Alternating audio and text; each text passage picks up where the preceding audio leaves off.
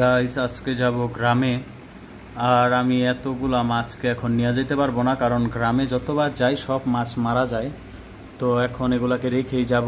তো পর্যাপ্ত পরিমাণে খাবার দিয়েছি, এই যে এখানেও দেখতে পাচ্ছেন প্যালেটও দিয়েছি, ফুড প্যালেট। শ্রিম্পরা খাচ্ছে, আবার সাথে মাছের খাবারও দিয়েছি একটু বেশি করেই, যেন মাছ বা শ্রিম্প অথবা আপনার স্নেইলের কোনো ক্ষতি না হয়।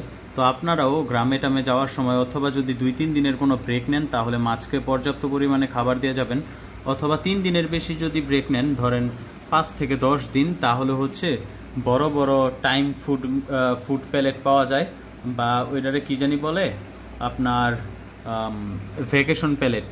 তো ওইগুলো দেওয়া যাবেন, ওইগুলো দিলে আর মাছের ক্ষতি হবে না, মানে খাবারের অভাবে মাছ ভুগবে না।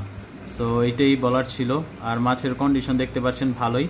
আর গ্রাম থেকে আসার পরেও দেখাবো যে অ্যাকোরিয়ামের কি অবস্থা। সো এটা দেখে রাখুন ভালো মতো। আর হচ্ছে অবশ্যই চ্যানেলটাকে সাবস্ক্রাইব করে দিবেন, অবশ্যই বেল বাটনটা বাজিয়ে দিবেন যেন আমার নোটিফিকেশন সবার আগে চলে যায় আপনার কাছে। So tata, bye bye.